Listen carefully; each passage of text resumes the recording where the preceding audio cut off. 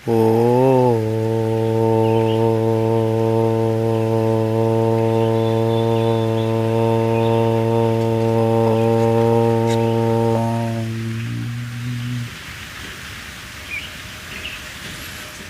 साथियों,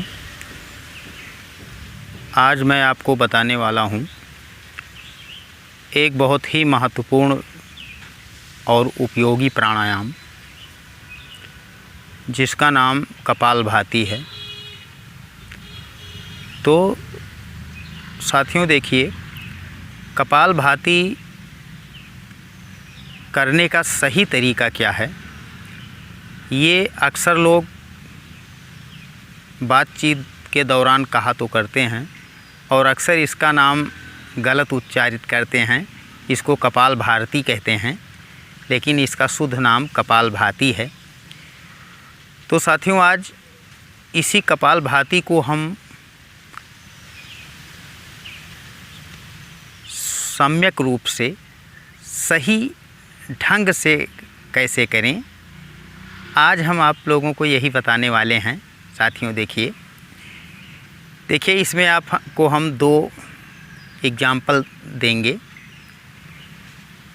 आपके नाक में अगर कोई चीज़ अंदर पड़ जाती है, चली जाती है, तो आप उसको कैसे निकालते हैं। मान लिया इस नाक में आपके कुछ पड़ गया, तो आप कैसे निकालते हैं। नाक से आप फूंक मारते हैं मुंह बंद करके, ऐसे करते हैं। या आपको नाक अपना छिकड़ना होता है, कोई बाहरी चीज़ होता है तो ऐसे करते हैं। एक तो ये तरीका है, देखिए, मुंह बंद करके और नाक से सांस छोड़ना है आपको। और एक तरीका और है कपालभाति सही करने का। इसको देखिए, आप बैठ जाइए सिद्धासन, सुखासन या पद्मासन या वज्रासन में। ध्यान ये होना चाहिए कि ये आपकी मेरुदंड जो है, बैकबोन आपकी बिल्कुल सीधी होनी चाहिए और इसको आपको प्रसन्नता के साथ करना है। लयबद्धता होनी चाहिए, भावपूर्णता होनी चाहिए। तो साथियों देखिए, दूसरा तरीका हम बताने वाले थे। इसको करने से पहले आप अगर बिगनर्स हैं, आप शुरुआत नए अभ्यासी हैं, तो एक और बहुत सरल तरीका है जो हम आपको बताने वाले हैं कपालभाति का।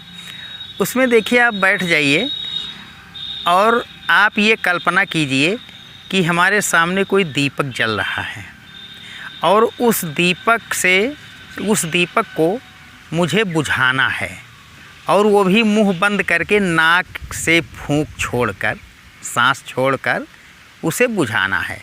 तो देखिए, इस तरह करने से अपने आप सही होने लगेगा। देखिए, दीपक जल रहा है मान लिया हमारे सामने, तो हम नाक से इसको कैसे बुझाएंगे। सांस लंबी लिया हमने, मुंह बंद किया। देखिए, नाक से फूंक मारकर दीपक को बुझाना है। तो देखिए,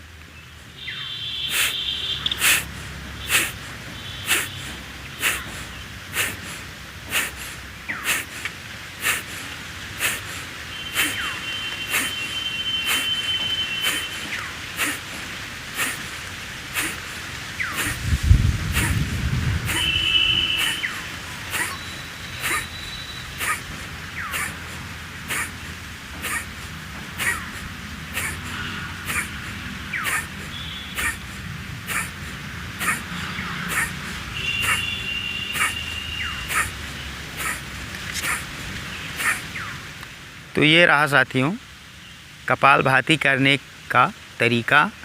और दो तरीके हमने आपको बताए। एक तो मुंह बंद करके नाक से फूंक मारना, यानी कि मान लिया नाक में आपकी अचानक कोई चीज़ चली गई, तो आप किस तरह उसको बाहर निकालते हैं, ऐसे एक बंद करके। लेकिन इसमें बंद नहीं करना है, दोनों से फूंक मार कर निकालना है।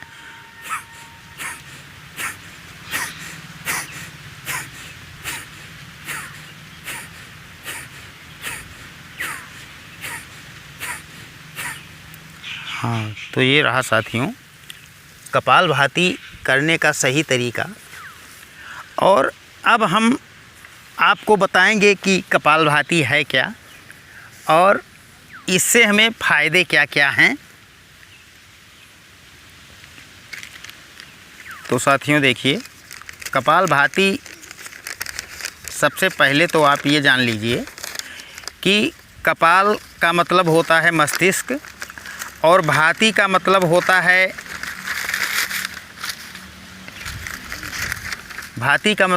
है दीप्ति, आभा, तेज, प्रकाश।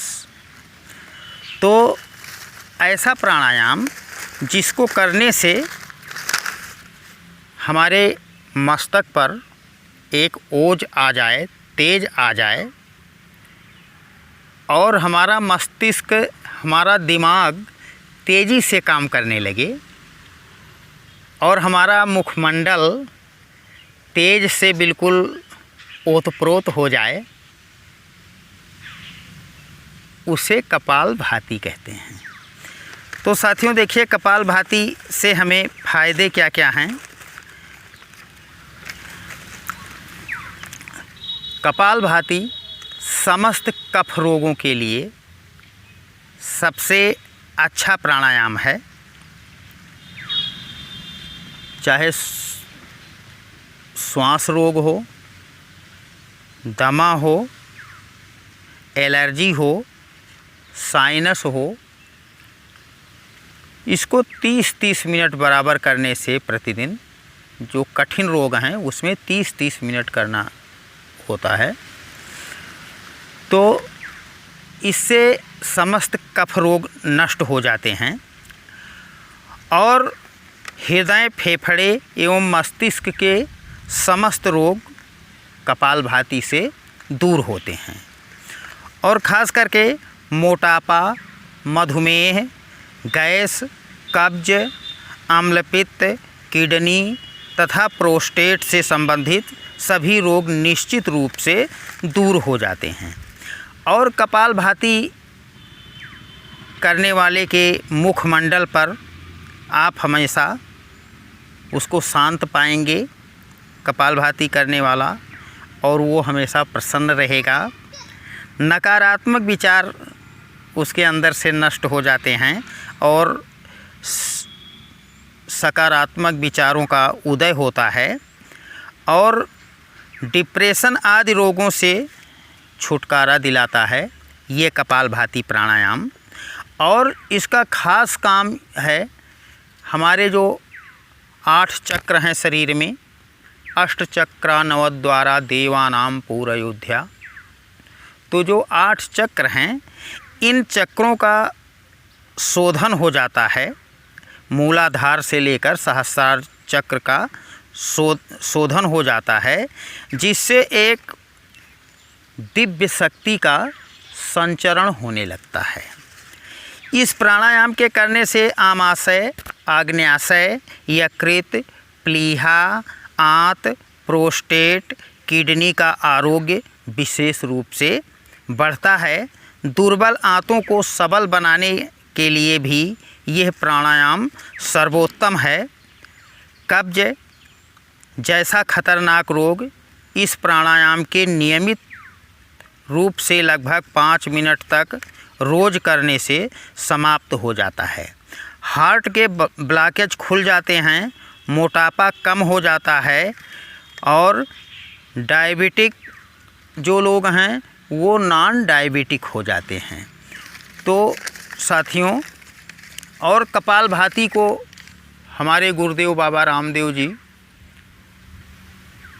धरती की संजीवनी कहते हैं। उनका तो ये मानना है कि कपालभाति से ऐसे कोई रोग नहीं है इस दुनिया में जो कपालभाति से नष्ट ना हो जाएं।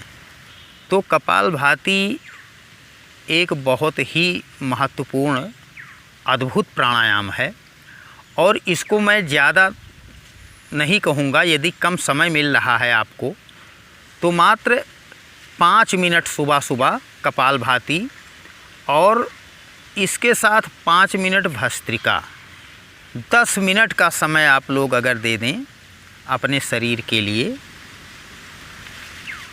तो मेरा मानना है कि रोग तो भाग जाएंगे और आप कभी रोगी होंगे नहीं।